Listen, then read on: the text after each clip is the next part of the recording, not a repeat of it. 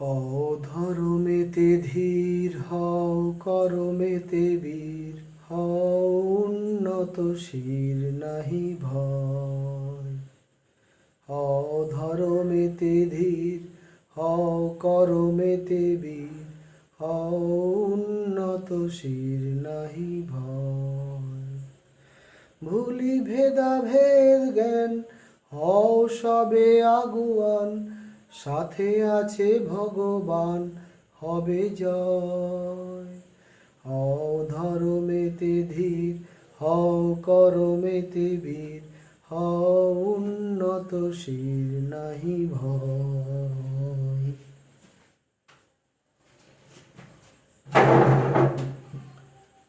নমস্কার, আমি পার্থরাজ মিশ্র, শিক্ষক অমরশ্রী রঘুনাথ হাই স্কুল। আপনাদের সবাইকে অ্যারাইজ অ্যান্ড অ্যাঙ্কের ক্লাসরুমে স্বাগত জানাই। আপনারা জানেন আজ 15ই আগস্ট আমাদের ভারতবর্ষের ৭৪তম স্বাধীনতা দিবস। তাই আমি আজকের ক্লাসটা একটি দেশাত্মবোধক সঙ্গীতের সামান্য দুটি লাইন গেয়ে আজকের আমার ভিডিও ক্লাসটি শুরু করছি। আপনাদের সকলের উদ্দেশ্যে জানাই, গত 13 এবং 14 তারিখ আমাদের পশ্চিমবঙ্গ সরকারের শিক্ষা দপ্তরের নির্দেশে পূর্ব মেদিনীপুর জেলার শিক্ষা দপ্তরের আয়োজনে ভূগোল বিষয়ে অনলাইন শিক্ষক শিক্ষণের আয়োজন করা হয়েছিল। সেই অনলাইন শিক্ষক শিক্ষণের ক্লাসগুলোতে আমরা দুদিনে 4টে সেশনে প্রায় 100 জন আমাদের জেলার ভূগোল শিক্ষক শিক্ষিকা মহোদয়দেরকে ট্রেনিং দেওয়ার চেষ্টা করেছি। ট্রেনিং শেষ হয়ে যাওয়ার পর আমাকে বেশ কয়েকজন সম্মানীয় শিক্ষক শিক্ষিকাবৃন্দ ব্যক্তিগতভাবে ফোন করে জানালেন যে স্যার, আপনাদের ট্রেনিং আমাদের ভালো লাগছিল, কিন্তু আমাদের বাড়ি যেখানে সেখানে নেটওয়ার্ক প্রচণ্ড স্লো হওয়ার জন্য আমরা কিন্তু পুরো ট্রেনিংটা শুনতে পাইনি, বারবার লাইন কেটে গেছিল। ফলে ট্রেনিংটা আমাদের ভালো লাগলেও আমরা পুরো ট্রেনিংটা কিন্তু গ্রহণ করতে পারিনি। আপনি যদি আপনার কাছে কোনো রেকর্ডিং থাকে তাহলে দয়া করে আমাদের দেবেন। তা আমাদের এই ট্রেনিং, যে অনলাইন ট্রেনিং শিক্ষক শিক্ষণের যে ট্রেনিং, সেই ট্রেনিংয়ের কোনো ভিডিও রেকর্ডিং নেই।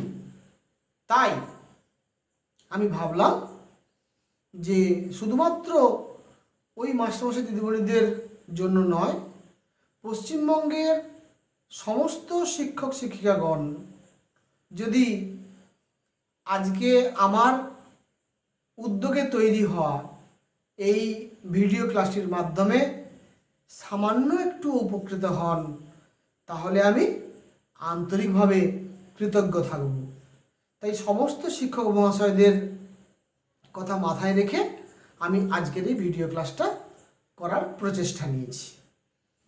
যাই হোক, আমি যে কথাটি আপনাদের কাছে বিনীতভাবে বলতে চাই সেটা হচ্ছে, গত 2018 সালে আমি আমার আরও 2 জন সহকর্মী, মাননীয় শ্রী সুমন কুমার মাইতি মহাশয় এবং মাননীয় শ্রী কালবরণ দাস মহাশয়, আমরা 3 জন পূর্ব মেদিনীপুর জেলা থেকে রাজ্য স্তরে ট্রেনিং নিতে গিয়েছিলাম 2018 সালে 25শে সেপ্টেম্বর। এই 25শে সেপ্টেম্বর থেকে 29শে সেপ্টেম্বর পর্যন্ত 5 দিন আবাসিক ট্রেনিং হয়েছিল রাজারহাট নিউ টাউনে আমাদের পশ্চিমবঙ্গ সরকারের শিক্ষা দপ্তরের উদ্যোগে। সেই ট্রেনিংয়ে আমরা পূর্ব মেদিনীপুর জেলা থেকে প্রতিনিধিত্ব করেছিলাম এবং KRP হিসাবে ট্রেনিং গ্রহণ করেছিলাম। পরবর্তীকালে 2020 সালের জানুয়ারি মাসে আমরা এই 3 জন মাস্টারমশাই অর্থাৎ আমি পার্থরাজ মিশ্র, সম্মানীয় সুমন মাইতি বাবু এবং সম্মানীয় কালবরণ বাবু, আমরা কাঁথি, এগরা, হলদিয়া এবং তমলুক আমাদের জেলার 4টে মহকুমাতে প্রায় 8 দিন যাবৎ আমরা শিক্ষণ দেওয়ার চেষ্টা করেছিলাম। সেটিও আয়োজিত হয়েছিল পূর্ব মেদিনীপুর জেলা শিক্ষা দপ্তরের উদ্যোগে এবং সেখানে ট্রেনিংটা ছিল অফলাইনে।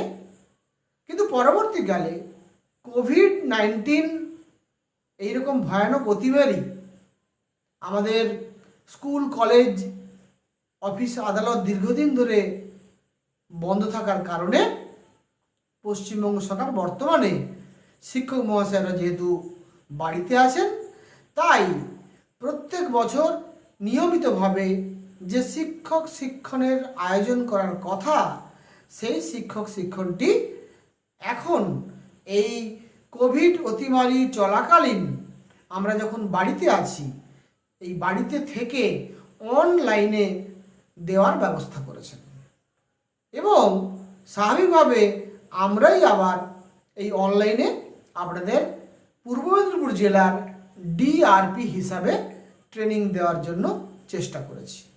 এই ট্রেনিং গত 13ই আগস্ট এবং 14ই আগস্ট আমাদের শেষ হয়েছে। তারপরে আমি মাস্টারমশাইদের কাছ থেকে ফোন পাই এবং সেই ফোন পেয়ে আজকে এই ভিডিও ক্লাসটি করার প্রচেষ্টা নিয়েছি। আমি আপনাদের আজকে একেবারে ট্রেনিং শুরুতে আপনাদেরকে প্রথমেই যথাযোগ্য স্থানে সম্মান, শ্রদ্ধা জানিয়ে ট্রেনিং শুরু করব। আমার অত্যন্ত শ্রদ্ধেয় গুরু পিতা এবং গুরু মাতাগণ, আমি অত্যন্ত নগণ্য একজন মানুষ, একজন সাধারণ শিক্ষকও বটে। আপনারা আমার থেকে অনেকেই অনেক জ্ঞানী মানুষ আছেন। আপনাদেরকে জ্ঞান দেওয়া, উপদেশ দেওয়া, ট্রেনিং দেওয়ার কোনো যোগ্যতা বা কোনো ক্ষমতা আমার নেই। শুধুমাত্র আমরা রাজারহাট নিউ টাউনে রাজ্যস্তরীয় ট্রেনিংয়ে 5 দিন ধরে যে আবাসিক ট্রেনিং হয়েছিল, সেই ট্রেনিংয়ে যেটুকু শিখে এসেছি সেটা আপনাদের কাছে উপস্থাপন করার চেষ্টা করছি অনলাইনে এই ভিডিও ক্লাসের মাধ্যমে। সেখানে ট্রেনিংটা যেহেতু অনেক লং টার্ম ধরে হয়েছিল, তাই আমরা সেই ট্রেনিংয়ের বিস্তারিত বিষয়গুলো আপনাদের কাছে উপস্থাপন করতে পারবো না। আমরা শুধুমাত্র সংক্ষেপে যতটা আপনাদের কাছে না উপস্থাপন করলে নয়, সেটুকু আমরা উপস্থাপন করার চেষ্টা করছি এবং আমি বিশেষত এই ভিডিও ক্লাসের মাধ্যমে আপনাদের কাছে বিষয়টা উপস্থাপন করছি। প্রথমেই বলে রাখি, আজকের ক্লাসটা কিন্তু আমার প্রথম পর্বের ক্লাস। এই ক্লাসে আমি পেডাগগি নিয়ে আলোচনা করব। বেসিক্যালি আমি ভূগোল বিষয়ের শিক্ষক, তাই আগামী দ্বিতীয় পর্বের ক্লাসগুলিতে আমি ভূগোল বিষয়ের নবম এবং দশম শ্রেণীর সিলেবাস অনুযায়ী আমাদের যে ট্রেনিং দেওয়া হয়েছিল সেই ট্রেনিং সম্পর্কে আলোচনা করব। তাহলে আজকে আমার প্রথম পর্বের ক্লাসে মূলত আমি আলোচনাটাকে সীমাবদ্ধ রাখবো পেডাগগির উপরে। এইভাবে আমরা যদি আলোচনাটা করতে পারি ধাপে ধাপে, তাহলে আমার বিশ্বাস যে এই ভিডিওগুলো আগামী দিনে আমাদের পশ্চিমবঙ্গের সমস্ত শিক্ষক মহাশয়দের ক্ষেত্রে যথেষ্ট হেল্পফুল হবে বলে আমার ব্যক্তিগতভাবে মনে হয়। আমাকে ক্ষমা করবেন, আমি আগেও বলেছি যে আমি অত্যন্ত নগণ্য একজন মাস্টারমশাই, সাধারণ একজন মানুষ। আপনাদেরকে আমি কোনোভাবেই পরামর্শ বা উপদেশ দিচ্ছি না, শুধুমাত্র যেটুকু শিখে এসেছি সেটুকুই আলোচনা করব। আমি কিন্তু পেডাগগির ক্লাস শুরু করার আগে আপনাদেরকে প্রথমেই একটু আলোচনা করব মোটিভেশন নিয়ে। এই মোটিভেশন বলতে আমরা আসলে কি বুঝি, মোটিভেশনের অর্থ কি, মোটিভেশন বলতে আমরা কি বুঝি, এটা একটু আপনাদেরকে প্রথমে আমি বলতে চাই। কারণ আমাদের মাস্টারমশাইদের সব থেকে যেটা বড় সমস্যা আমরা উপলব্ধি করি, সেটা হচ্ছে মাস্টারমশাইরা ক্লাসে পড়াতে গিয়ে মাঝে মধ্যেই ছাত্রছাত্রীদের সামগ্রিক অবস্থা দেখে তারা হতাশ হয়ে পড়েন। তারা ভাবেন যে আমি যাকে পড়ানোর জন্য চেষ্টা করছি তার কি পড়ার কোনো আগ্রহ আছে, শেখার আগ্রহ আছে, আমি কি পরিশ্রম করে কোনো লাভ হচ্ছে? ফলে মাস্টারমশাইদের মনের মধ্যে এই যে নেগেটিভ থিঙ্কিং মাঝে মধ্যে ক্রিয়াশীল হয়, এই নেগেটিভ থিঙ্কিং থেকে পজিটিভ থিঙ্কিংয়ে রূপান্তরিত আমাদেরকে নিজেকেই করতে হবে। অর্থাৎ আমাদেরকে সেলফ মোটিভেটেড হওয়ার চেষ্টা করতে হবে। এখন প্রথম আমি আপনাদের কাছে বলবো, এই যে নেগেটিভ থিঙ্কিং এই ব্যাপারটা কি, নেগেটিভ থিঙ্কিং বলতে আমরা কি বুঝি, বা নেগেটিভ অ্যাটিটিউড বলতে আমরা কি বুঝি। এই প্রসঙ্গে একটা সুন্দর কথা স্বামী বিবেকানন্দ বলেছিলেন। স্বামীজি বলছিলেন যে আমাদের প্রত্যেকটা মানুষের মধ্যে, প্রত্যেকটা মানুষের মনের মধ্যে সবসময় দুটো মতি কাজ করে, একটার নাম সুমতি আর একটার নাম কুমতি। যখন আমাদের সুমতি খুব শক্তিশালী থাকে তখন কুমতি জাগ্রত হতে পারে না, আবার কুমতি যখন শক্তিশালী হয় তখন কিন্তু আমরা কখনো কখনো খারাপ কাজ করে ফেলি বা ভুল কাজ করে ফেলি, বা আমাদের মধ্যে ঋণাত্মক চিন্তা করার প্রবণতা তৈরি হয়। এই যে ঋণাত্মক চিন্তা করার প্রবণতা তৈরি হয়, এখান থেকে বেরিয়ে আসতে গেলে আমাদের কিন্তু সেলফ মোটিভেটেড হতে হবে। এই মোটিভেটেড, সেলফ মোটিভেটেড, এটার অর্থটা কি? মোটিভেশন এটা একটা নাউন, আপনারা বুঝতেই পারছেন। মোটিভেশন কথার অর্থ হচ্ছে প্রেরণা, আমরা অনুপ্রেরণাও বলতে পারি। সেলফ মোটিভেশন মানে আত্মপ্রেরণা, অর্থাৎ আপনি নিজের থেকে নিজেকে প্রেরণা দেবেন যে আমি যেহেতু একজন শিক্ষক, আমার কাজ শিক্ষা দান করা, শিক্ষা দান করার জন্য আমি শিক্ষকতার কাজে ব্রতী হয়েছি, তার জন্য সরকার বাহাদুর আমাকে নির্দিষ্ট বেতন দেন। ফলে এই বেতন যেহেতু আমি নিই, তাহলে কিন্তু আমার ব্যক্তিগতভাবে আমার তরফ থেকে কখনো এইরকম নেগেটিভ থিঙ্কিং করা চলবে না, বা হতাশাকে জাগ্রত হতে দেওয়া চলবে না। আমাকে আমার কাজে কিন্তু সবসময় ব্রতী থাকতে হবে। কখনো কখনো হয়তো আপনি কাজ করে পরিশ্রম করে তার রেজাল্ট না পেলে আপনার মধ্যে সেই রকম প্রবণতা তৈরি হতে পারে, কিন্তু সেটাকে কখনোই আপনার মনে প্রশ্রয় দেওয়া যাবে না। তাহলে মোটিভেশন ব্যাপারটা কি যদি আমি একটু বলে নিই, তাহলে আপনাদের বুঝতে ব্যাপারটা সুবিধে হবে। মোটিভেশন হচ্ছে desire or willingness to do something which is enthusiasm, অর্থাৎ আমাদের কোনো কিছু কাজ করার জন্য যে আগ্রহ বা ইচ্ছা, সেটাকেই বলা হচ্ছে বেসিক্যালি মোটিভেশন। এই মোটিভেশনটা কিন্তু আমরা বিভিন্ন সোর্স থেকে পেতে পারি। আমরা সমাজ থেকে মোটিভেটেড হতে পারি, অর্থাৎ আপনি যখন ক্লাসে পড়াচ্ছেন, আপনার ছাত্ররা যদি আপনাকে প্রচণ্ডভাবে আপনার পড়ানোটাকে অ্যাকসেপ্ট করে, তাহলে কিন্তু আপনি মোটিভেটেড হতে পারেন। আপনার যারা অভিভাবক আছেন তারা যদি আপনার প্রশংসা করেন, তাহলে আপনি মোটিভেটেড হতে পারেন। আপনার যারা বন্ধু বান্ধব আছেন, আপনার যারা সহকর্মী আছেন, আপনার যারা শুভানুধ্যায়ী আছেন, তারা যদি আপনার কাজে আপনাকে উৎসাহিত করেন, তাহলেও আপনি মোটিভেটেড হতে পারেন। কিন্তু এখন এমন একটা পরিস্থিতি সব জায়গায় হয়েছে, আমরা সহজেই কেউ কাউকে খুব একটা সহিষ্ণুতার সঙ্গে স্বীকার করছি না তার কর্মকাণ্ডকে। ভালো কাজ করলেও সেই ভালো কাজেরও আমরা প্রশংসা করতে যেন দ্বিধাগ্রস্ত হচ্ছি, এবং আমাদের মনের মধ্যে কোথায় যেন একটা ইগো কাজ করছে। এই ইগো কাজ করার জন্য কে আমার কাজ নিয়ে কি বলল, কে আমার কাজকে ভালো বলল, কে আমার কাজকে মন্দ বলল, এগুলোর দিকে তাকানোর কোনো প্রয়োজন নেই। আপনি কাজ করবেন আপনার উইলিংনেস থেকে, আপনি কাজ করবেন আপনার ইচ্ছাশক্তির মাধ্যমে। আপনার বিবেক, আপনার মন যদি বলে যে আপনি ঠিক কাজ করছেন, তাহলে আপনি সেই কাজের প্রতি যেভাবে নিষ্ঠার সঙ্গে সেই কাজ করছেন সেই কাজ করে যান। কে আপনাকে কি বলল, ভালো বলল না মন্দ বলল, এদিকে তাকানোর কোনো প্রয়োজন আছে বলে আমার মনে হয় না। আর যে অ্যাটিটিউডের কথা বলেছিলাম, নেগেটিভ অ্যাটিটিউড এবং পজিটিভ অ্যাটিটিউড, এটা মানুষের মনের একটা সমস্যা। আপনারা জানেন, এই যে সুমতি এবং কুমতির কথা বলেছিলাম, ফলে আমরা কিন্তু কখনোই আমার মনের মধ্যে যে কুমতি আছে এই কুমতিটাকে কোনোভাবেই জাগ্রত হতে দেব না। কেন আমি এই কথাগুলো বলছি না, আমাদের মাস্টারমশাইদের মধ্যে কিন্তু বিভিন্ন ধরনের মানসিক সমস্যা কখনো কখনো দেখা দেয়। এই মানসিক সমস্যাগুলো আমি যেগুলো উপলব্ধি করেছি সেগুলো আপনাদের সঙ্গে শেয়ার করলাম। ফলে আমরা কিন্তু সেলফ মোটিভেটেড থাকার সবসময় চেষ্টা করব। আপনারা জানেন যে স্বামী বিবেকানন্দের একটা বিখ্যাত উক্তি আছে। সে উক্তিটা কি?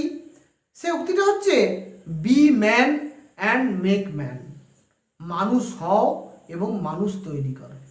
তাহলে আমরা সবাই মানুষ, আমরা আবার মানুষ কিভাবে হব বা মানুষ আমরা যে তৈরি করব, এই ব্যাপারটা বলতে উনি কি বলতে চেয়েছেন? আসলে আমরা সবাই সত্যি কথা বলতে গেলে প্রাণী হিসাবে, মানুষ হিসাবে জন্মগ্রহণ করেছি, এটা কোনো সন্দেহ নেই। কিন্তু আমাদের মনুষ্যত্বের জাগরণ যতক্ষণ না হচ্ছে আমরা কিন্তু সম্পূর্ণ মানুষে রূপান্তরিত হতে পারছি না। এই মানুষই একমাত্র প্রাণী যাকে কিন্তু মানুষ হতে হয়। কেন না, মানুষের কিন্তু দেহের অ্যাকচুয়ালি 3টে অংশ। আপনারা জানেন মানুষ গঠিত হয়েছে, তার দেহ আছে, তার মন আছে এবং তার আত্মা বা বিবেক আছে।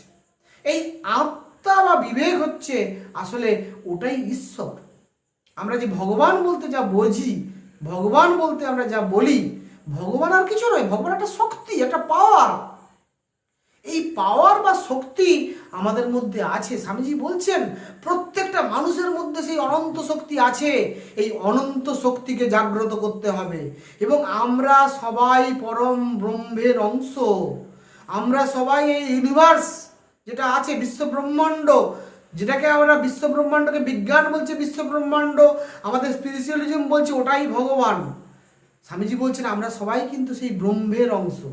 ফলে আমাদের মধ্যে অনন্ত শক্তি আছে। এই অনন্ত শক্তি যে আছে এটাকে মনে প্রাণে বিশ্বাস করতে হবে, তবেই অনন্ত শক্তি জাগ্রত হবে। আর এই যে দেহ, মন এবং আত্মা 3টের কথা বলছিলাম, আমাদের দেহের বৈশিষ্ট্য হচ্ছে দেহ সবসময় চায় ভালো থাকতে, ভালো খেতে, ভালো পড়তে, অর্থাৎ দেহ একটু লোভী হয়। সরি, মনের প্রবণতা হচ্ছে মন প্রচণ্ড চঞ্চল হয়। আর বিবেক হচ্ছে আমাদের জীবনের ড্রাইভার। বিবেক হচ্ছে আমাদেরকে নিয়ন্ত্রণ করে। প্রতি মুহূর্তে বিবেক আমাদেরকে হ্যামার করে। কিভাবে হ্যামার করে না, আমরা যখনই কোনো অন্যায় কাজ করার দিকে আমাদের মন ঝুঁকে যায়, আমাদের প্রবণতা তৈরি হয়, তখনই বিবেক আমাদের বাধা দেয়। ফলে আমরা কখনো কখনো বিবেকের বাধাকে অতিক্রম করে খারাপ কাজ করে ফেলি।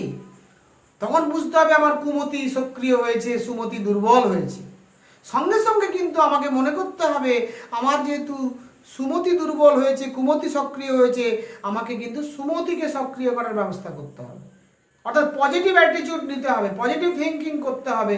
তাহলে কিন্তু আমার সুমতি আবার জাগ্রত হবে এবং আমি আবার ভালো কাজের দিকে মনোনিবেশ করতে পারবো।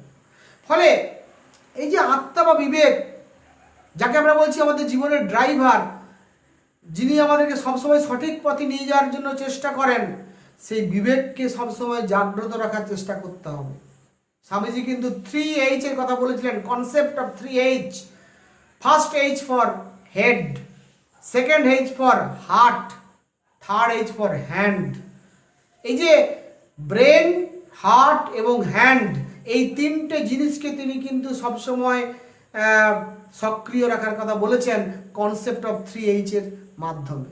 ফলে আমরা স্বামীজির কথা কেন বারবার বলছি না, স্বামীজি একমাত্র মানব মনীষী যিনি কিন্তু ঈশ্বর সম্পর্কে আমাদের কাছে একটা নতুন চিন্তা এনেছেন।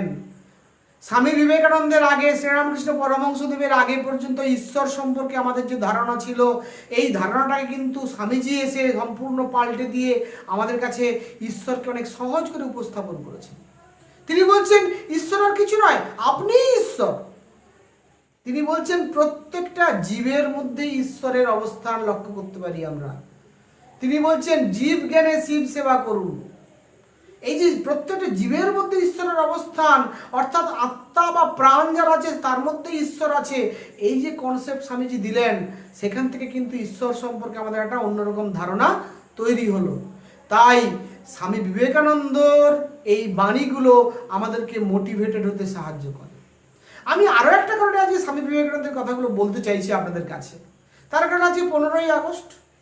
15ই আগস্ট স্বাধীনতা দিবস। আপনারা জানেন এই দিনটাতে বহু মনীষী তাদের প্রাণ বিসর্জনের বিনিময়ে আমরা কিন্তু আমাদের কাঙ্ক্ষিত স্বাধীনতা পেয়েছি। প্রায় 200 বছরের পরাধীনতার শৃঙ্খল থেকে আমরা মুক্ত হতে পেরেছি।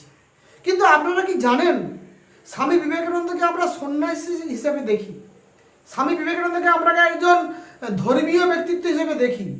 আসলে স্বামী বিবেকানন্দ কিন্তু ধর্মীয় ব্যক্তিত্ব নন আমার মতে। আমি ব্যক্তিগতভাবে মনে করি উনি একজন বিশাল স্বাধীনতা সংগ্রামী।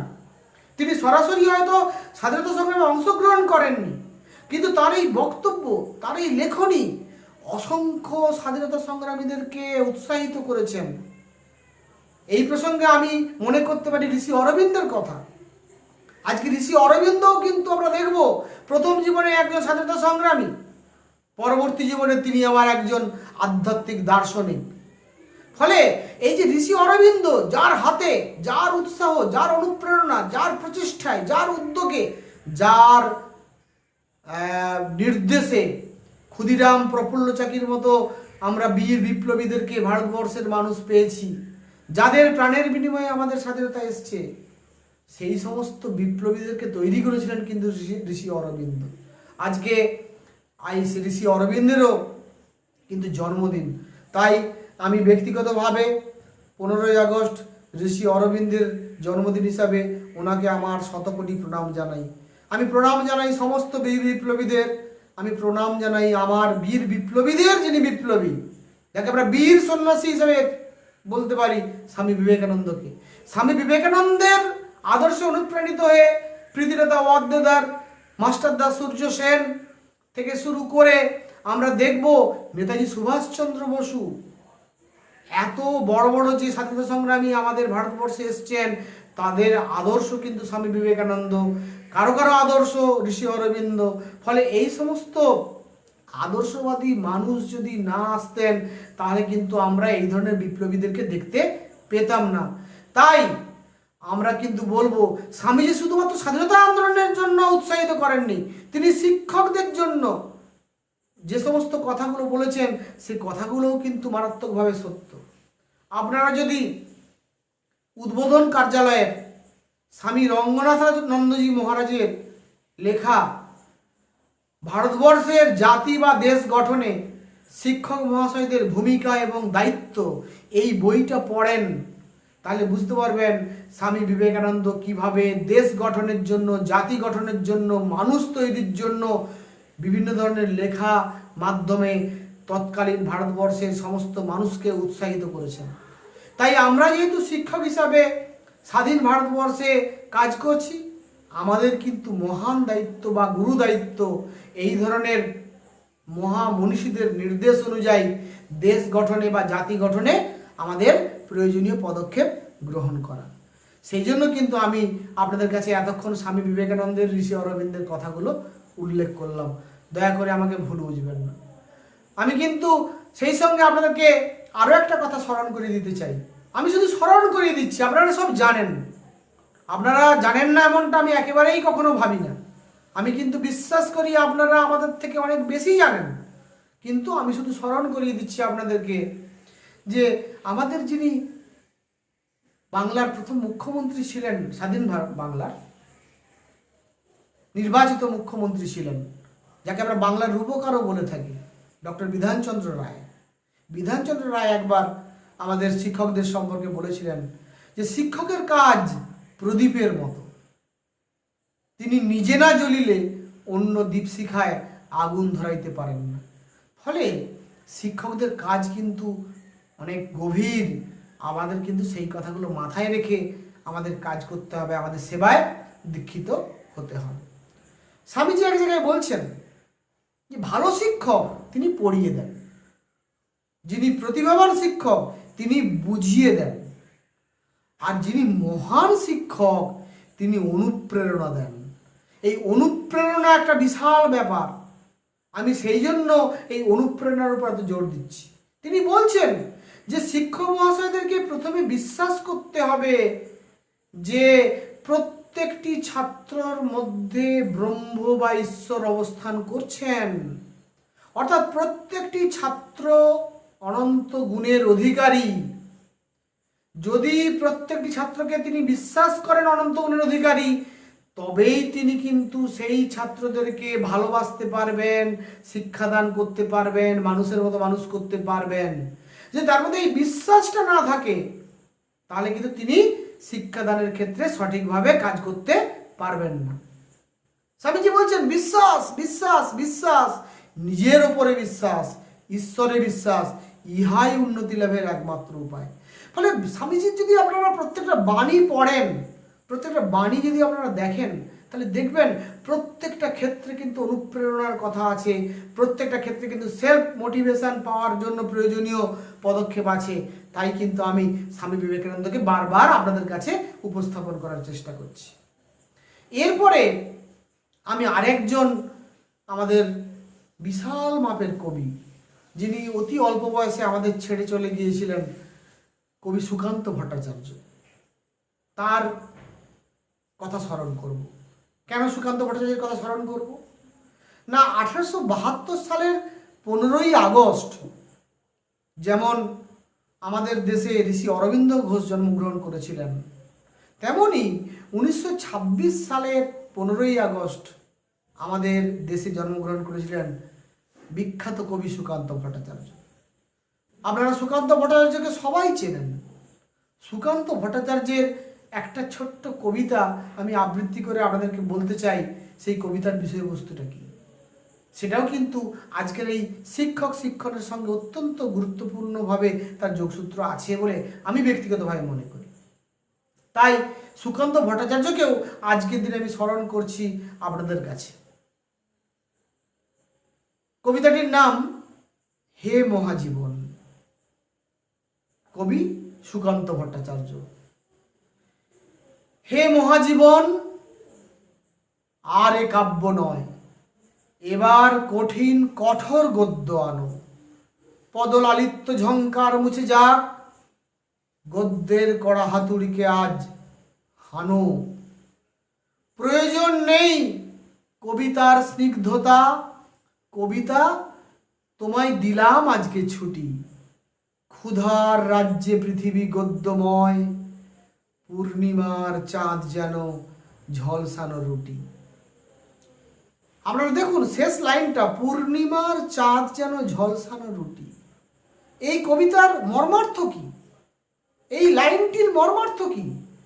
না, আমাদের দেশের যে সমস্ত গরিব বাড়ির ছেলেমেয়েরা আছে, যাদেরকে দেখার কেউ নেই, যারা ফার্স্ট জেনারেশন লার্নার, যাদের বাড়ির বাবা মা একেবারে পড়াশুনো নেই, যারা কিন্তু তার সন্তান সন্ততিকে শিক্ষাদানে সহায়তা করতে পারেন না, আবার দরিদ্র হওয়ার কারণে তারা কিন্তু কোনো গৃহশিক্ষকেরও সাহায্য নিতে পারেন না, সেই সমস্ত ছাত্রদেরকে আপনি বেশি করে আপন করে তুলুন। সব ছাত্রই সমান চোখে দেখবেন, কিন্তু পিছিয়ে পড়া ছাত্রের প্রতি আপনার দরদ, আপনার ভালোবাসা যেন সব থেকে বেশি থাকে। কারণ তাদের দেখার কেউ নেই, তাদেরকে দেখার দায়িত্ব আপনাকে নিতে হবে। আমি এই কথাটা এই কারণে বলছি, আমরা যখন 2018 সালে স্টেট লেভেলে ট্রেনিং নিতে যাই, তখন আমাদের সিলেবাস কমিটির সম্মানীয় চেয়ারম্যান অভিক মজুমদার বাবু এই কথাটা আমাদের বলেছিলেন যে আপনারা যখন ডিস্ট্রিক্ট লেভেলে ট্রেনিং দেবেন, তখন কিন্তু আপনারা সমস্ত শিক্ষক মহাশয়দেরকে বলবেন যে যারা পড়াশোনায় ভালো, যারা শিক্ষিত পরিবার থেকে পড়াশোনা করতে এসছে, যাদের গৃহশিক্ষক বাড়িতে আছেন বা গৃহশিক্ষকের সাহায্য নেওয়ার সামর্থ্য আছে, তাদের থেকে আপনারা কিন্তু যাদের সামর্থ্য নেই, সেই পিছিয়ে পড়া দরিদ্র হতদরিদ্র মানুষগুলোর দিকে বেশি করে নজর দেবেন, তাদেরকে বেশি করে ভালোবাসবেন, তাদেরকে বেশি করে উৎসাহিত করবেন, তাদেরকে বেশি করে বুকে টেনে নেবেন। এই কথাটা কিন্তু অভিকবাবু আমাদেরকে বলেছিলেন। তাই অভিকবাবুর সেই নির্দেশকে মাথায় রেখে আমাদের কবি সুকান্ত ভট্টাচার্যের কবিতার সেই লাইনটাকে মনে রেখে আপনাদের কাছে আমি এই কথাটা আজকে তুলে ধরার চেষ্টা করলাম। আমাকে আপনারা দয়া করে ভুল বুঝবেন না, আমি কিন্তু মোটিভেশন যাতে আমরা সবসময় বজায় রাখতে পারি, সেলফ মোটিভেটেড থাকতে পারি, তার জন্যই কিন্তু বিখ্যাত মনীষীদের কতগুলো কথা আপনাদের সামনে উপস্থাপন করার চেষ্টা করেছি মাত্র। আপনারা আপনাদের যে নিজস্ব জ্ঞান বিচার বোধ, সেই জ্ঞান বিচার বোধ দিয়ে বিশ্লেষণ করবেন এবং প্রয়োজনীয় পদক্ষেপ গ্রহণ করবেন, এটা আমার দৃঢ় বিশ্বাস। আমি আপনাদেরকে আরেকবার স্মরণ করাবো স্বামীজির সেই স্বদেশ মন্ত্রের কথা। স্বদেশ মন্ত্রে স্বামীজি কি বলছেন?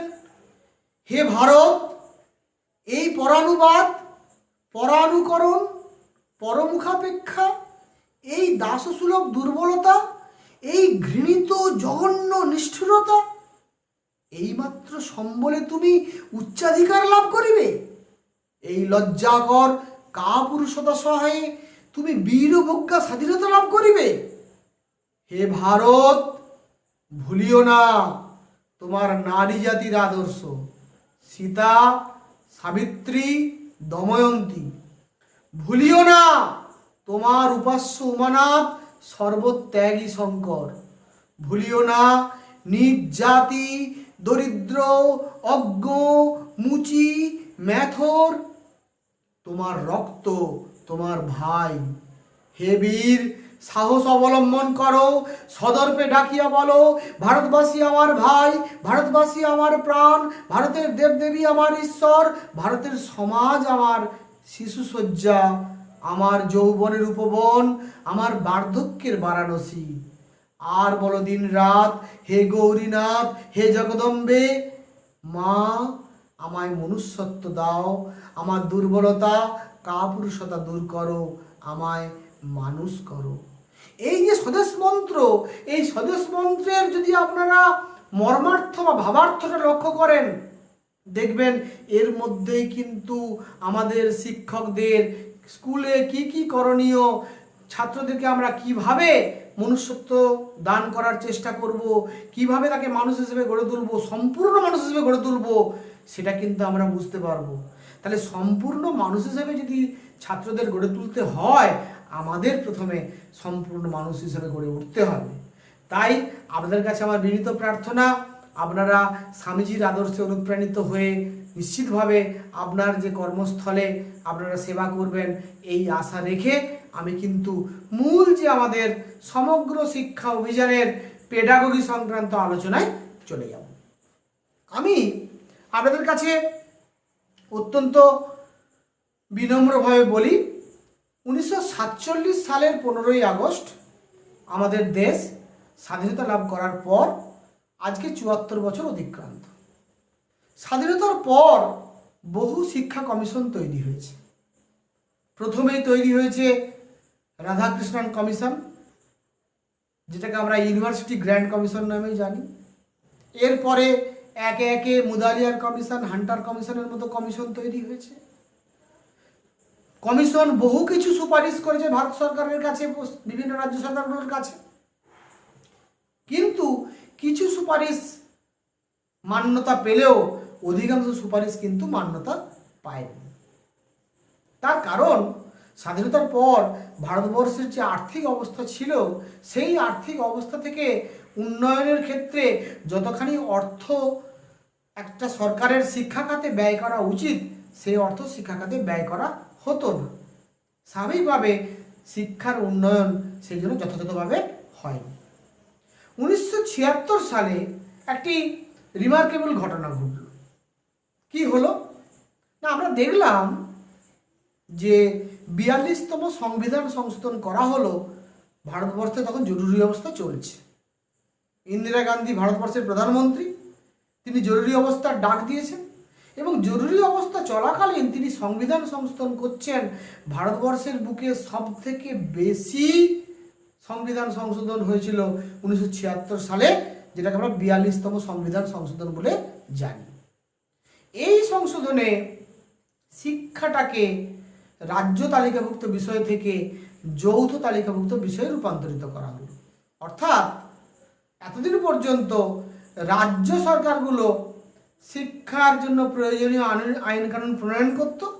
এবার থেকে রাজ্য এবং কেন্দ্র উভয়েই কিন্তু শিক্ষার উন্নয়নের জন্য সচেষ্ট হবে, সেরকম একটা সাংবিধানিক ব্যবস্থা আইনের মাধ্যমে তৈরি করা হলো। আইনের শাসনের মাধ্যমে এরকম একটা পরিবর্তন আনা হলো। আমরা দেখলাম তার ঠিক 10 বছর পরে 1986 সালে নতুন জাতীয় শিক্ষানীতি ঘোষণা করা হলো এবং শিক্ষা মন্ত্রকের নামকরণ করা হলো মানব সম্পদ উন্নয়ন মন্ত্রক। দারুণ নাম, মানব সম্পদ উন্নয়ন মন্ত্রক হিসেবে নামকরণ করা হলো 1986 সালে। সেখানেও কিন্তু খুব দারুণ দারুণ সব শিক্ষার উন্নয়নের জন্য কথাবার্তা বলা হয়েছিল। তারপরে আমরা দেখলাম 1990 সালে নিরক্ষরতা দূরীকরণ কর্মসূচি এলো গোটা দেশ জুড়ে। 2000 সালে আমরা দেখলাম সর্বশিক্ষা মিশন চালু হলো। আমরা দেখলাম 2005 সালে ন্যাশনাল কারিকুলাম ফ্রেমওয়ার্ক তৈরি করা হলো এবং 2009 সালে RTE অ্যাক্ট চালু করা হলো। এই 2009 সালের RTE অ্যাক্ট, যাকে আমরা বলছি রাইট টু এডুকেশন অ্যাক্ট 2009 বা বাংলায় বলছি শিক্ষার অধিকার আইন, এই 2009 সালে এত বছর পর, স্বাধীনতার প্রায় 60 বছর পেরিয়ে গেছে, তখন শিক্ষাকে অধিকারের আওতায় আনা হলো।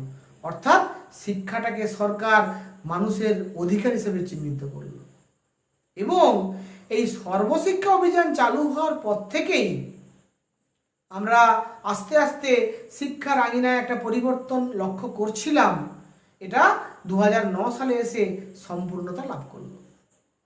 এখানেই শেষ নয়, এরপরে আমরা দেখলাম যে 2000 সালে যে সর্বশিক্ষা অভিযান চালু হয়েছিল সেখানে ক্লাস 1 থেকে ক্লাস 8 পর্যন্ত সব শিশু যাতে স্কুলে যায় সেই বিষয়ে জোর দেওয়া হয়েছিল।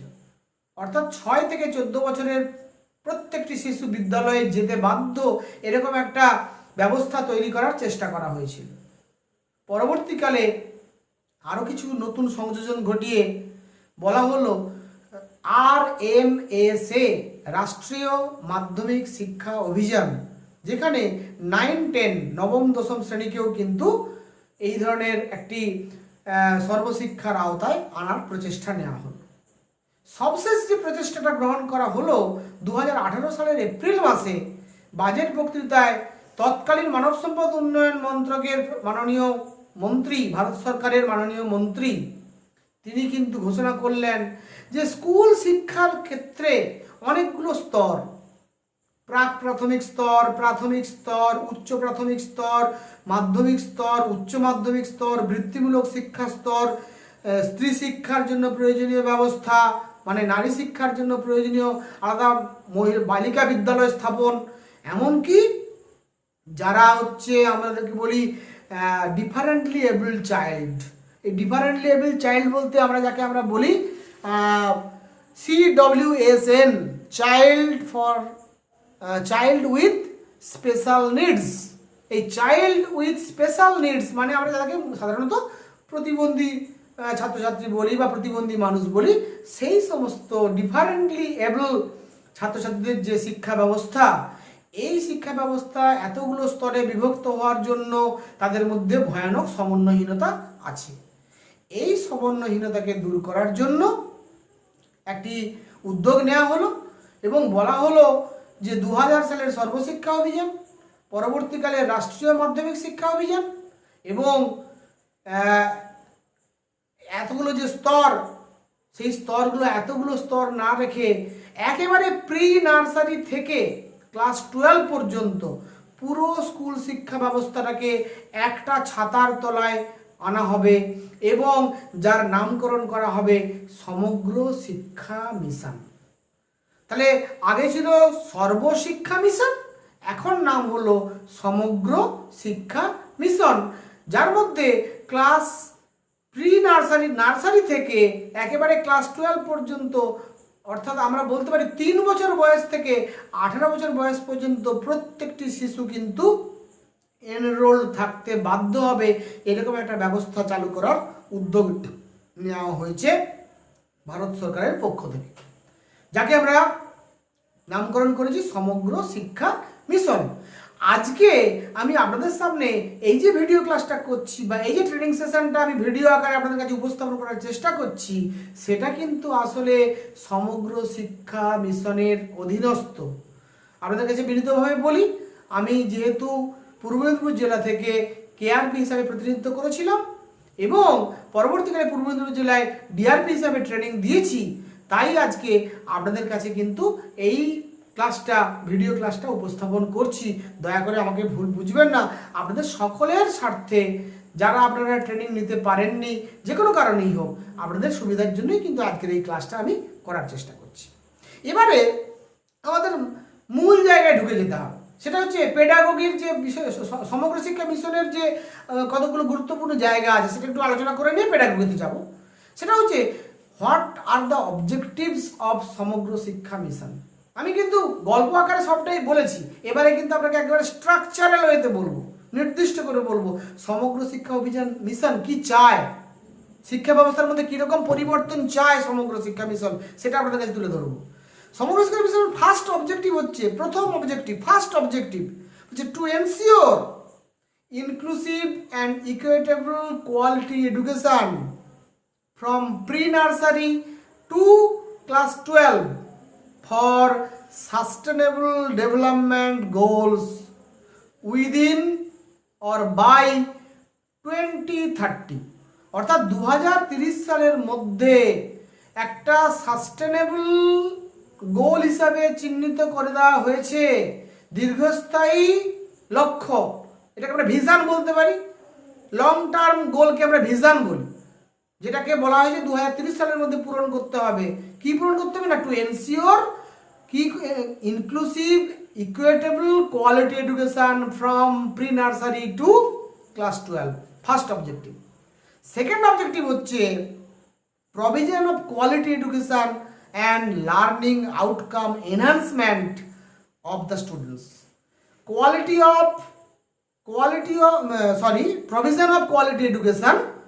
প্রভিশন অফ কোয়ালিটি এডুকেশন, এই কোয়ালিটি এডুকেশনের কি কি কম্পোনেন্ট আছে সেটা আমি একটু পরে আপনাদেরকে ব্যাখ্যা করে বলছি।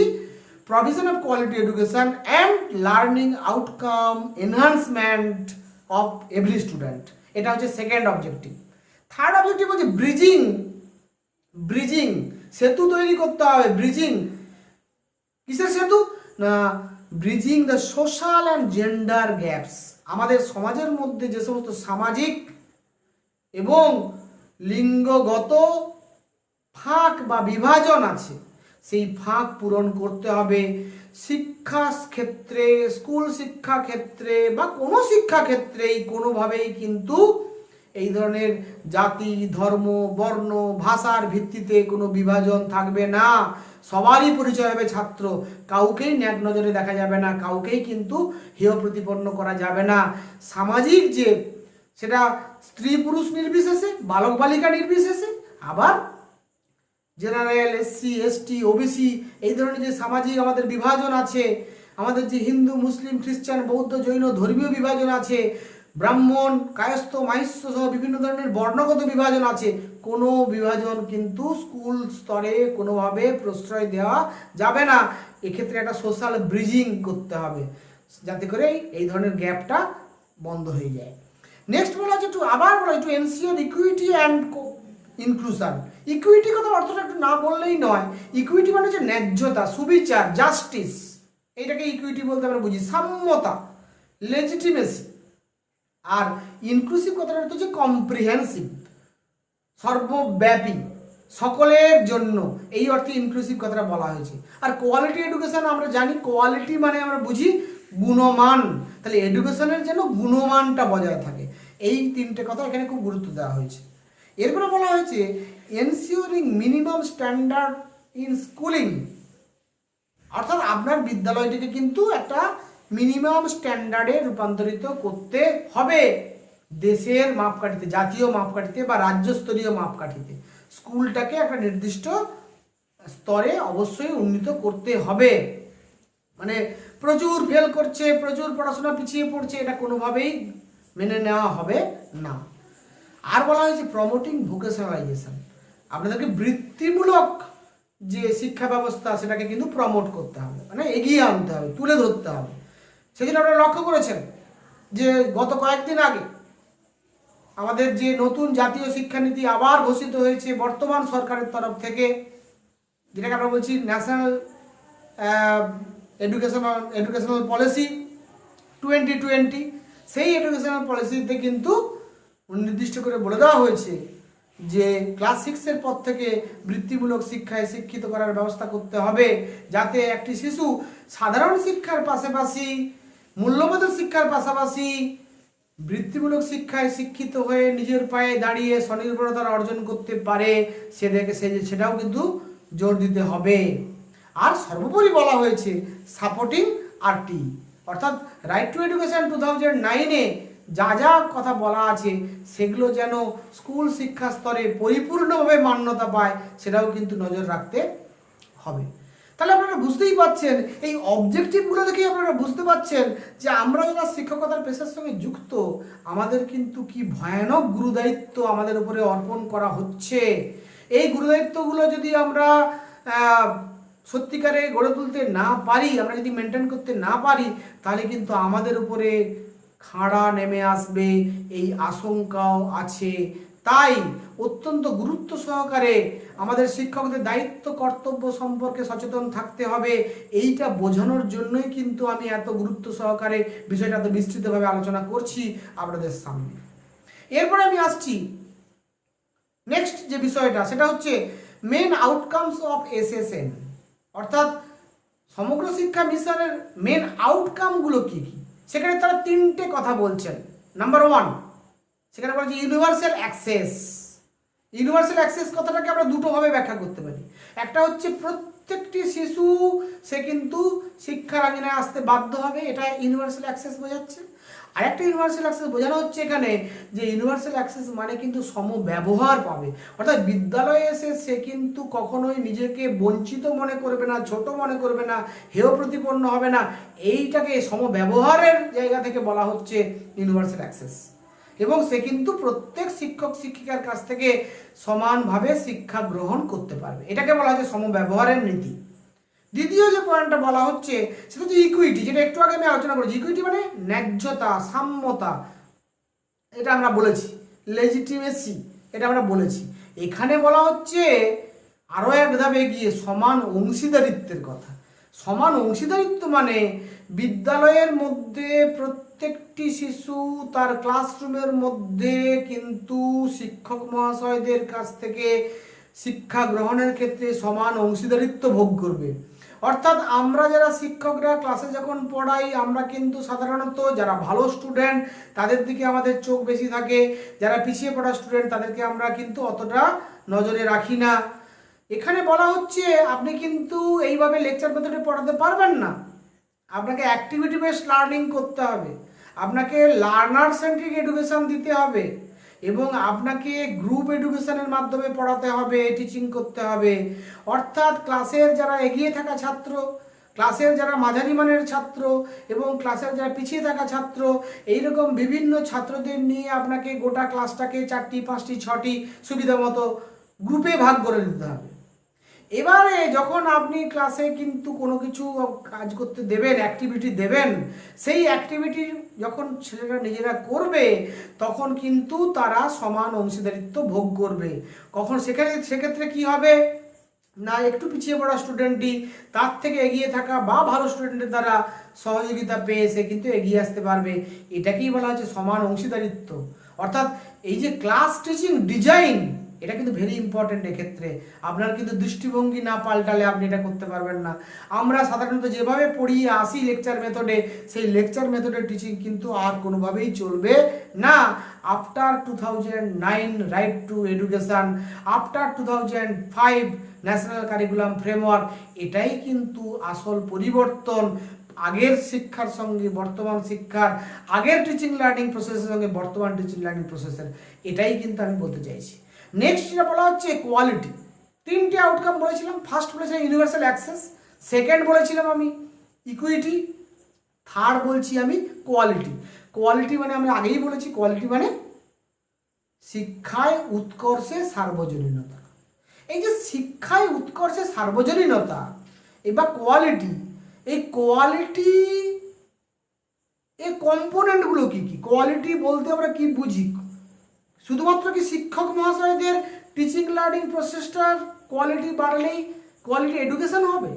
না, কোয়ালিটি এডুকেশনের কতগুলো কম্পোনেন্ট আছে। সেই কম্পোনেন্টগুলো কি না, প্রথম হচ্ছে কারিকুলাম, অর্থাৎ আমাদের যে পাঠ্যক্রম আছে, পাঠ্যক্রমের মধ্যেও আধুনিকতা আনতে হবে। লার্নার্স মানে আমাদের যে ছাত্রছাত্রী, যারা শিক্ষার্থী, তাদের মধ্যেও কিন্তু একটা চিন্তা চেতনার মধ্যে চেঞ্জ আনতে হবে। তারা শিখবে, তাদের চিন্তা চেতনা ডেভেলপমেন্ট যাতে হয় তার প্রয়োজনীয় উদ্যোগ নিতে হবে, তাদেরকে অনুপ্রেরণা দিতে হবে। সেই অনুপ্রেরণাটাকে কিন্তু শিখতে উৎসাহিত করবে। লার্নিং এনভায়রনমেন্ট দিতে হবে, অর্থাৎ সে যেন স্কুলে এসে মাস্টারমশাইদের ভয় না পায়, সে যেন স্কুলে সে কিন্তু আনন্দের সঙ্গে শিক্ষা গ্রহণ করতে পারে। প্লে ওয়ে মেথড অফ টিচিংয়ে যেন সে পড়াশোনা করতে পারে, তার মনের মধ্যে যেন কোনো আশঙ্কা, ভয়, দ্বিধা, হীনমন্যতা কাজ না করে। সেই লার্নিং এনভায়রনমেন্ট দিতে হবে শিক্ষক মহাশয়দেরকে। অর্থাৎ এমন একটা পরিবেশ তৈরি করতে হবে ক্লাসরুমের মধ্যে, যেখানে মাস্টারমশাইরা হবে তার পিতার সমান। সত্যিকারে মাস্টারমশাইরা পিতার সমান, কিন্তু কখনো কখনো পিতৃত্ব জাগরিত হয় না সকলের প্রতি সমান। সেই সকলের প্রতি সমান পিতৃত্ব জাগরণের ব্যবস্থা করতে হবে, এমন একটা পরিবেশ।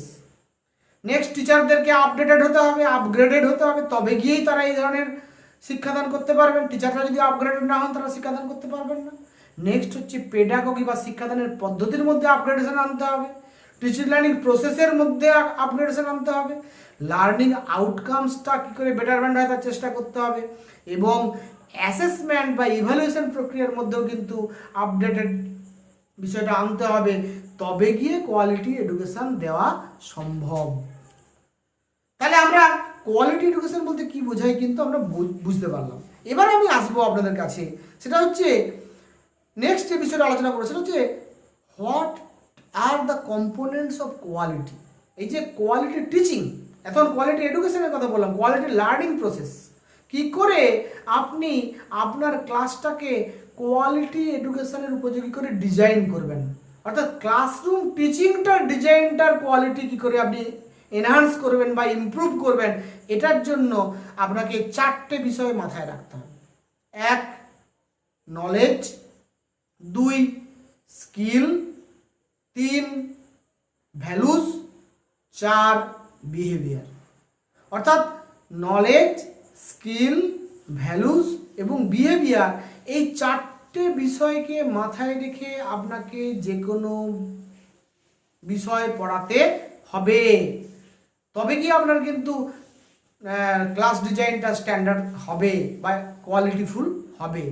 সেখানে নলেজ বলতে আমরা কি বুঝি, what is the definition of knowledge, এটা কিন্তু আমাদের একটু জেনে নেওয়া দরকার। এখন অ্যাকর্ডিং টু দ্য নলেজ ম্যানেজমেন্টের রুলস অনুসারে নলেজ কিন্তু গঠিত হয় 5টি স্তরে। নলেজ গঠিত হয় 5টি স্তরে। প্রথম হচ্ছে ডেটা, দ্বিতীয় ইনফরমেশন, তৃতীয় নলেজ, চতুর্থ স্তরের নাম আন্ডারস্ট্যান্ডিং, পঞ্চম স্তরের নাম উইজডম। তাহলে প্রথমে আমরা যখন কোনো কিছু শেখার চেষ্টা করি, স্টার্ট করি, তখন আমরা কতগুলো ডেটা কালেকশন করি। এই ডেটাগুলোর কিন্তু নিজস্ব কোনো মিনিং নেই। Data doesn't have any meaning. ডেটার কিন্তু কোনো মানে হয় না আলাদা করে। কিন্তু এই ডেটাগুলোকে যখন আমরা স্তরে স্তরে ঘটনা পরম্পরা অনুসারে সাজিয়ে কোনো কথা উপস্থাপন করি, তখন সেটাকে বলা হয় ইনফরমেশন। তাহলে ইনফরমেশন হতে গেলে তাকে কিন্তু কনটেক্সচুয়ালাইজেশন হতে হবে, ঘটনা পরম্পরা অনুসারে সাজিয়ে তাকে উপস্থাপন করতে হবে। এর পরের স্তরে কিন্তু তৈরি হবে নলেজ। অর্থাৎ নলেজ বলতে আমরা কি বুঝি, নলেজের ডেফিনেশন কি, নলেজ বলতে আমরা কি বুঝি? হ্যাঁ, knowledge is the storage of information.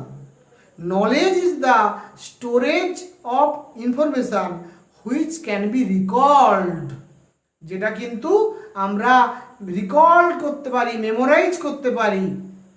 When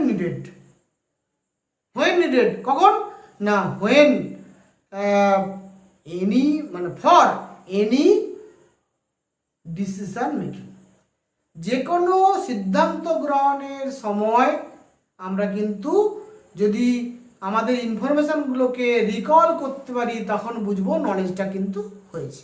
তাহলে নলেজ বা জ্ঞান বলতে আমরা যেটা বুঝি তার সংজ্ঞাটা দাঁড়ালো এরকম, knowledge is the knowledge is the storage of information which can be recalled for any kinds of decision making when needed. যখনই প্রয়োজন ডিসিশন মেকিং এর তখন যদি আমরা আমাদের ইনফরমেশনকে রিকল করতে পারি তখনই তাকে আমরা বলবো নলেজ।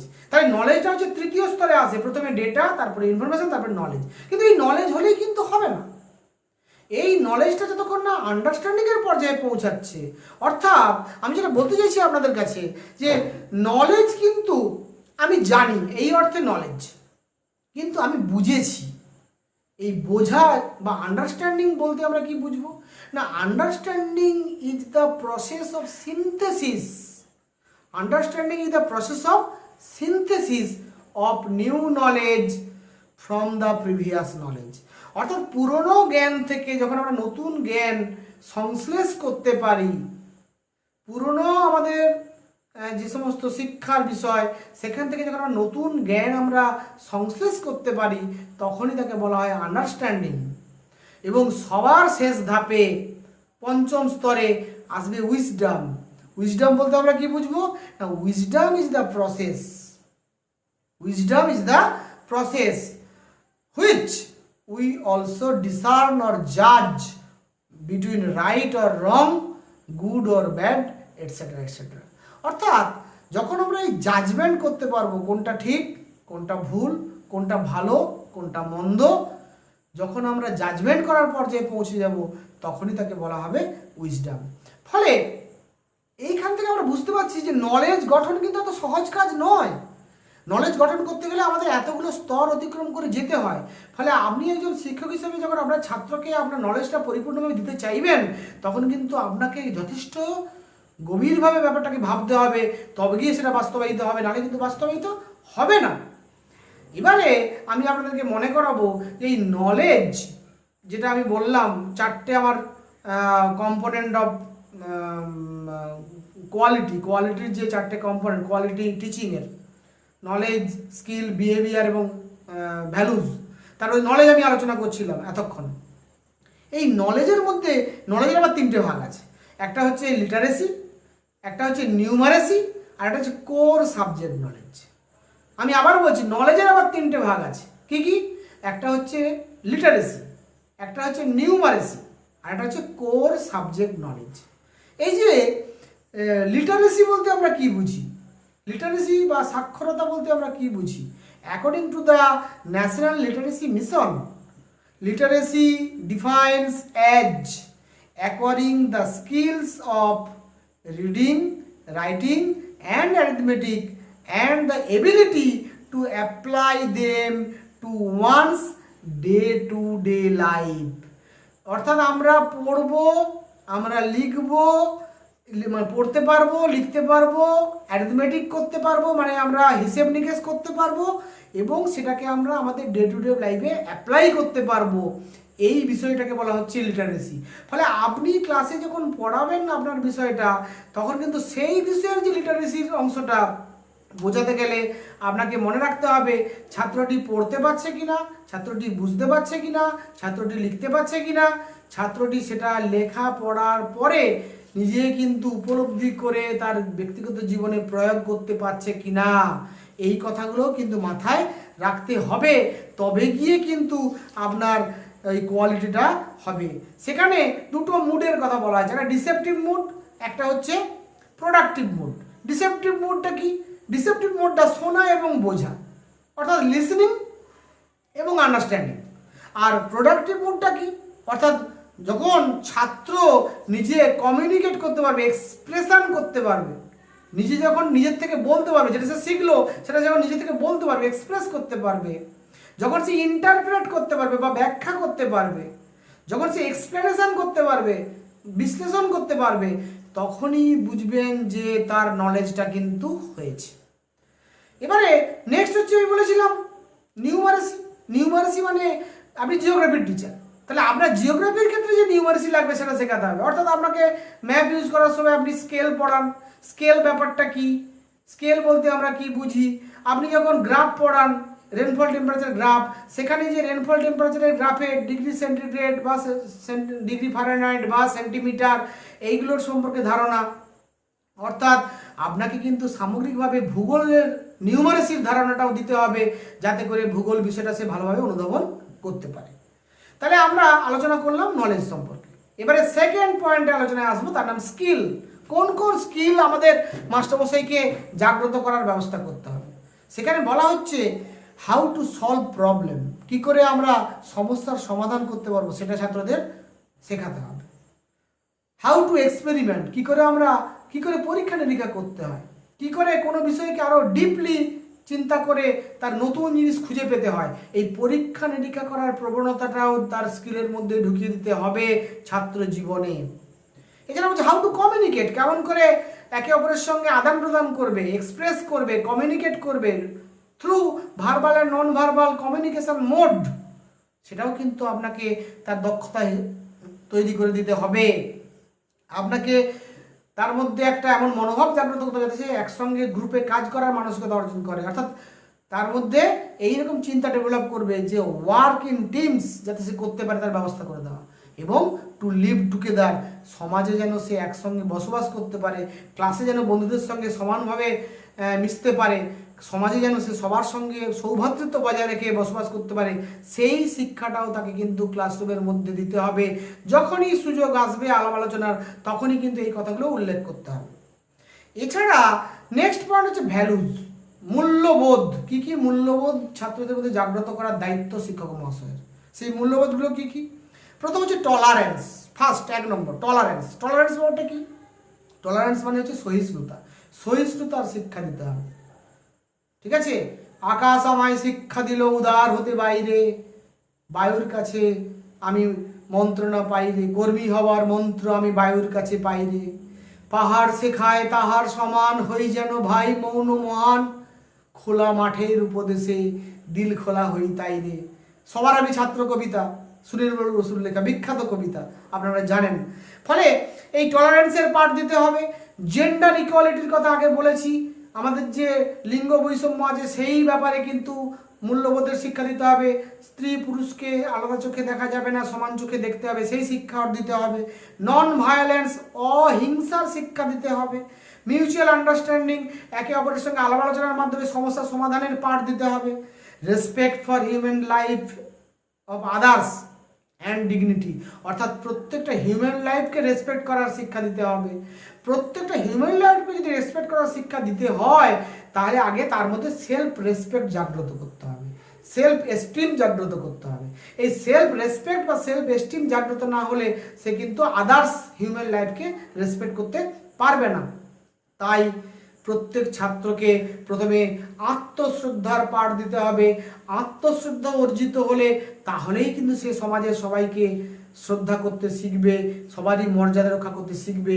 এই ধরনের ভ্যালুসগুলো ছাত্রদের মধ্যে স্কুল শিক্ষার মধ্যে দিতে হবে, এটাও মাস্টারমশাইয়ের দায়িত্ব। এরপরে আসছি বিহেভিয়ার।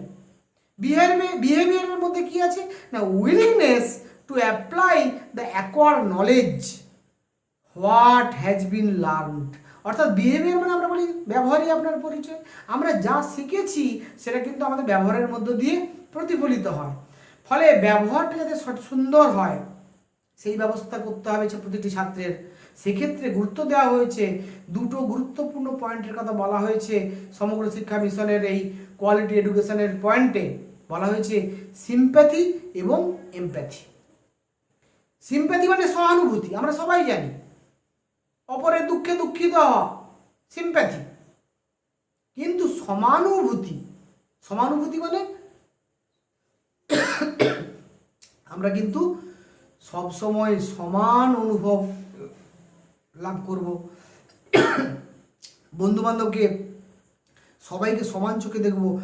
সহানুভূতি থেকে আরো বড় মাপের কথা হচ্ছে সমানুভূতি, অর্থাৎ দুঃখে দুঃখিত হবে, সুখে সুখী হব, এইভাবে বন্ধুত্বটা অর্জিত হবে। তার দুঃখে ছুটে যাব, তার বিপদে তাকে হেল্প করতে এগিয়ে যাব। এই ধরনের সমানুভূতির মনোভাব কিন্তু আমাদের নিতে হবে।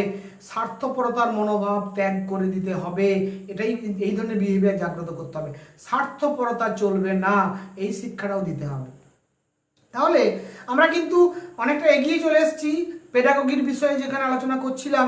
আমি জাস্ট আপনাদেরকে মনে করিয়ে দিই যে আমরা এনসিএফ 2005-এ কি বলা হয়েছিল, সেখানে বলা হয়েছিল the journey from known to unknown, journey from local to global. অর্থাৎ আপনি যখন ক্লাস করবেন তখন কিন্তু আপনার পাঠ্য বিষয়টাকে বোঝানোর জন্য আপনি যে সমস্ত উদাহরণ বা গল্প বলে আপনি ছাত্রকে বোঝানোর চেষ্টা করবেন, সেই উদাহরণটা বা গল্পটা হবে একেবারে স্থানীয়, যেটা সে চোখে দেখতে পায়। স্থানীয় উদাহরণ দিয়ে আপনাকে পড়ানোটা শুরু করতে হবে, বোঝানোটা শুরু করতে হবে। আস্তে আস্তে ধাপে ধাপে আপনি অন্যান্য উদাহরণের দিকে যাবেন। অর্থাৎ আপনি স্থানীয় উদাহরণ প্রথমে দেবেন, তারপরে জেলা স্তরে, রাজ্য স্তরে এবং দেশীয় স্তরে, আন্তর্জাতিক স্তরের উদাহরণের দিকে যাবেন। প্রথমেই আন্তর্জাতিক উদাহরণ দেবেন না, এটা কিন্তু এনসিএফে বলা আছে।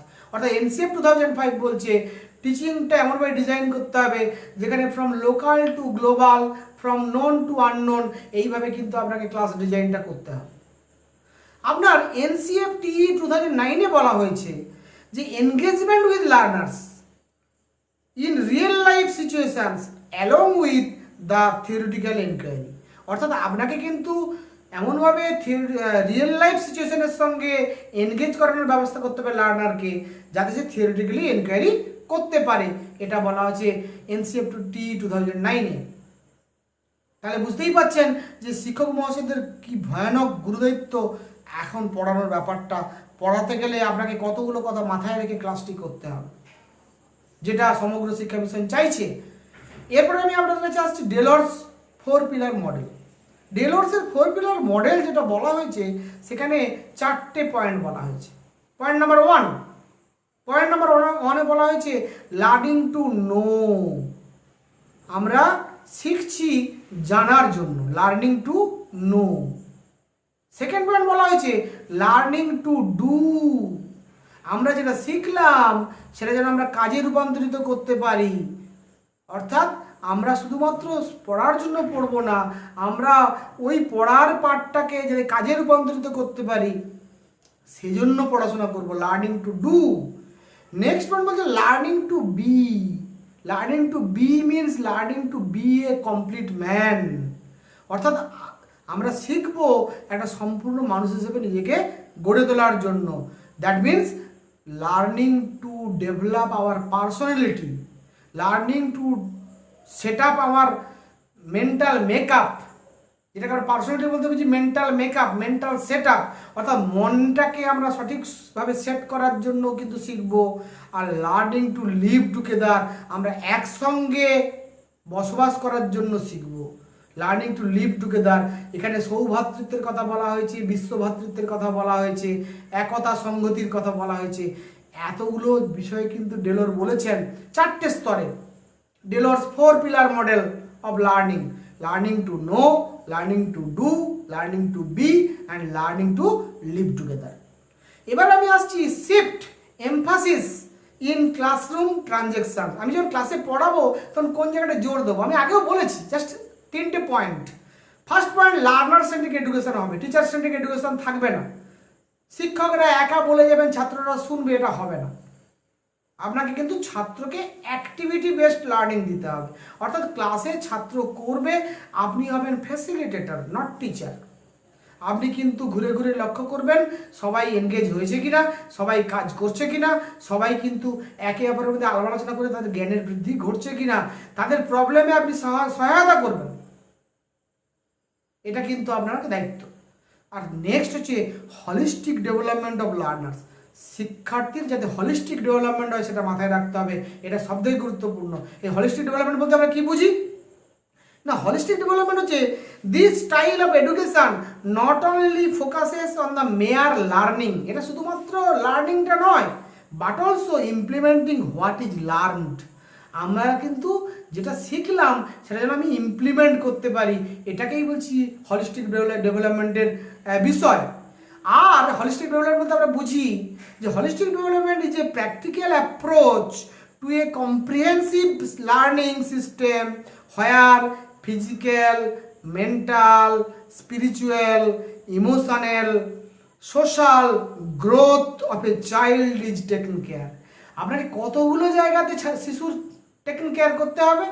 তার সোশ্যাল, তার ফিজিক্যাল, তার ইমোশনাল, তার মেন্টাল এবং তার স্পিরিচুয়াল ডেভেলপমেন্ট যাতে হয়, এতগুলো কথা মাথায় রেখে কিন্তু আপনাকে ক্লাস ডিজাইন করতে হবে।